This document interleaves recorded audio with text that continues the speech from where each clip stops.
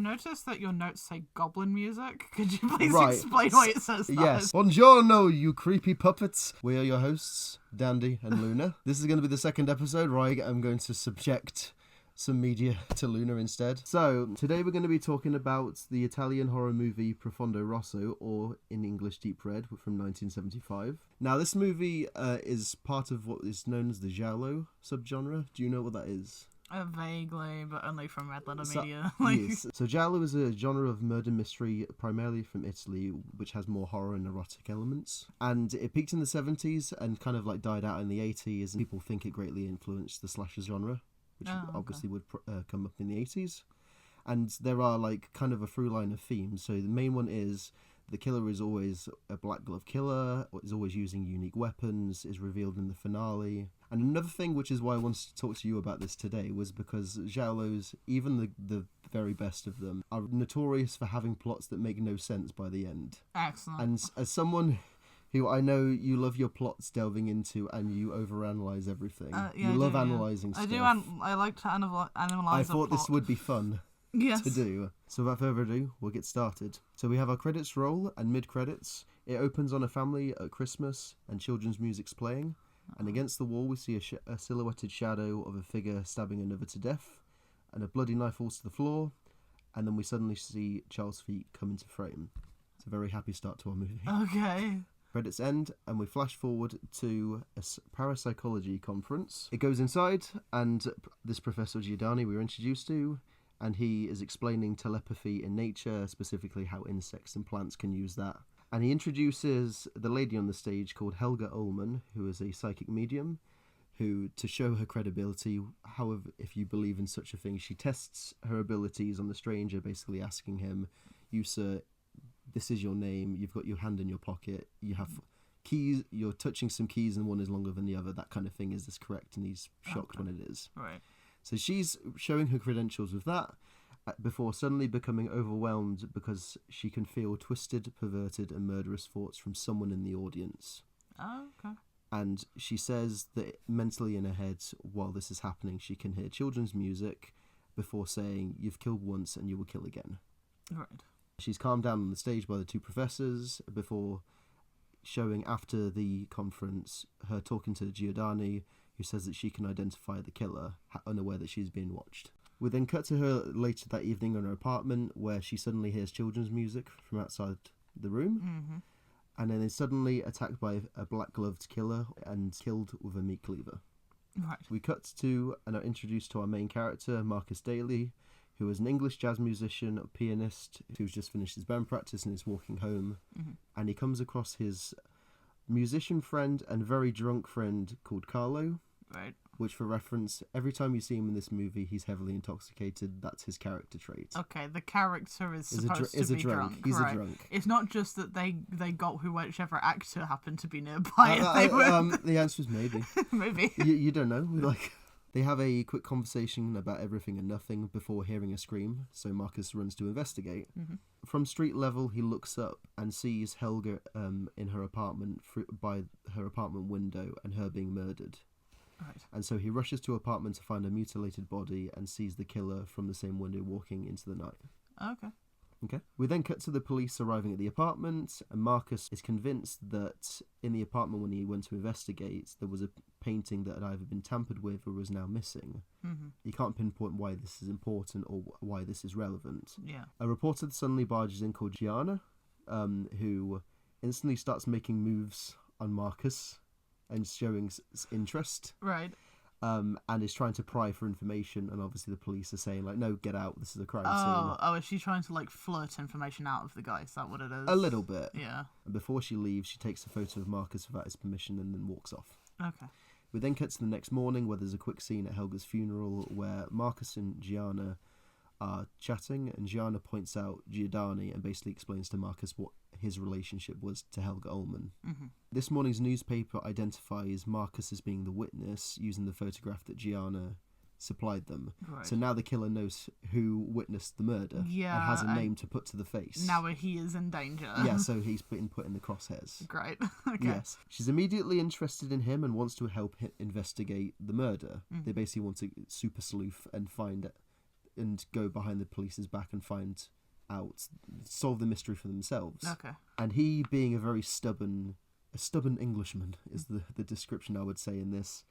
He just wants to work solo. Later that day, Marcus goes to visit Carlo. He's not able to find Carlo at his home, but is able to find his overly eccentric mother, who is interested to speak to Marcus and wants to invite him in because she used to be an actress and pianist as well. Oh, okay. And she seems a bit nutso. Right.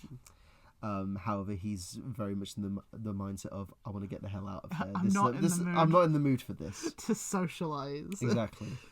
But he says, oh, do you know where Carlo is? And his mother's able to give the address of where he is. Mm-hmm. So later that day, he's able to find Carlo. He tells Marcus to stop his investigation and to leave town while he still can. Mm-hmm. And obviously, being as stubborn as we know him to be, Marcus refuses and says, no, I want to see the killer's face. Okay. So that night, while Marcus is in his room at the piano writing music, he hears the killer enter his apartment while he's doing this. Right. And also because just outside the room, there's wooden slats on the floor and you can hear the creak. Okay. And I would say, I'll deviate from my scripted talk for just a second. This is probably one of the most effective and best parts of the film, because Marcus knows that the killer is in there, but doesn't want to let on that he knows to the killer. Yeah. So what he does, hearing the slats of the floor creak, is with his left hand, he's still playing piano, but with his right hand, he's reaching over to find a weapon and is slowly standing up to strike. And there's that tense kind of moment of, like, you can see the open doorway, you can start to see the killer shadow creep along the floor into the room. Mm-hmm. And so I was like, that's where a lot of this film does still hold up in that kind of sense. And so we have a really tense scene of that happening while this really nice piano music is playing. Yeah. And the tension is broken by suddenly a phone ringing, which is the cue for Marcus to jump up and close the door quickly and lock it. Right. Which he does, and then he rings Gian and says, someone's attacking me, can you ring police, or basically, please help me. Mm-hmm. And as he's doing that, through the door, he hears a whisper saying, I'll kill you sooner or later. Mm-hmm. And so at this point, Gianna, feeling guilty for endangering Marcus's life by taking that photo and simply using it in a newspaper, demands he and her are going to be working on this investigation together. Right, okay. The next day, with Marcus being a musician, he actually recognised the children's music that was playing. Oh. So he goes out and buys a vinyl of the music and then goes to visit Giordani, who tells Marcus that Helga, in her vision, heard similar music. Giordani also suggests that the killer, to sort of cause a state of madness in that he can cause these acts, well, he might recreate specific conditions to sort of amp himself up, or basically to cause this temporary madness. And potentially the music, him playing that, is what sparks that kind of murderous... It's like a trigger. Yeah, it triggers his murderous intent. Okay. Saying all of this, he's reminded of a modern folklore describing a local haunted house where children's music is sometimes heard, similar to this case. And so Marcus says, oh, where can I find this book? And he said, oh, a little bit at a local library. So Marcus goes to a library, he's able to find the book.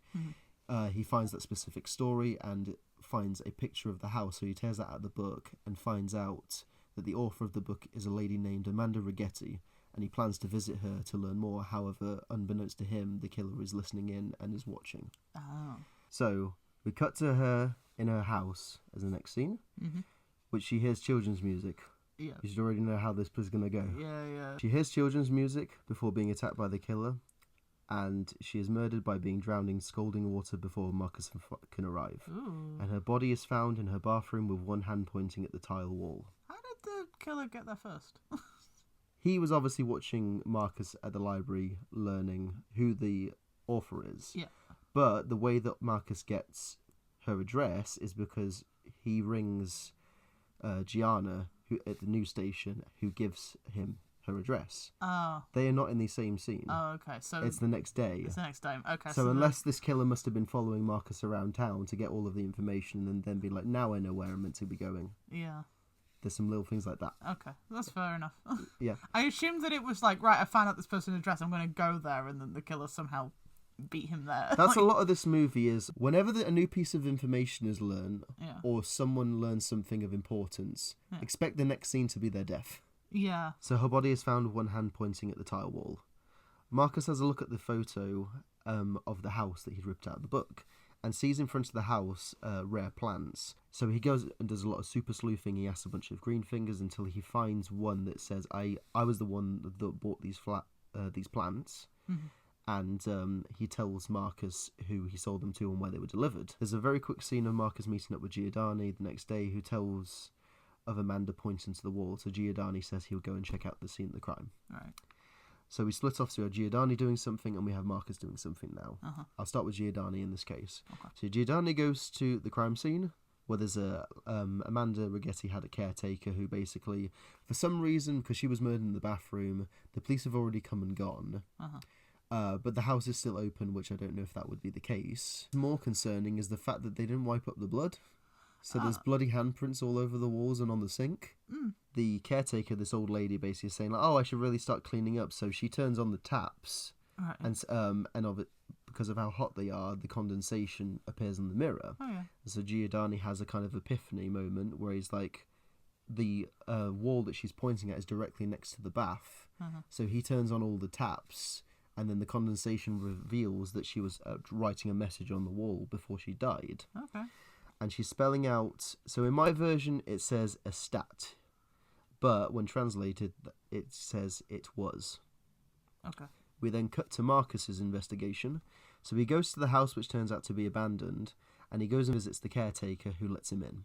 So he's searching the house, this giant mansion, and searching through one of the rooms behind the sheetrock or the plaster wall, Mm-hmm. he finds a disturbing mural which shows a child holding a bloody knife over a dead body. Right. And as he's leaving the house in the evening, it fixes on the mural and it shows some of the rock wall peeling off to reveal there was a second figure in the picture. With Giordani learning what he's learned, he rings Marcus as Marcus is on the way back from the house, so driving, and because of that isn't able to get an answer. And as he puts the phone down, Giordani starts to hear children's music in his house. Right. And obviously, knowing what he knows now, Yeah. he picks up a knife ready to defend himself. So Giordani is ready to strike with his weapon if a killer should come through. Then suddenly, bursting from a door near to the main entrance to the room, a mechanical doll suddenly bursts through the door and charges at him. A mechanical doll. Yes. Okay. I will show you a photo later. Yeah, I'll have to see this automaton. Yes. And so, just as surprised as you are, Giordani strikes the doll and obviously knocks it to the ground and breaks it. Uh-huh. However, because of this and the confusion, Giordani is distracted and the killer comes through a window behind him and stabs him to death. Ah, okay. We're at the halfway point of this. Okay.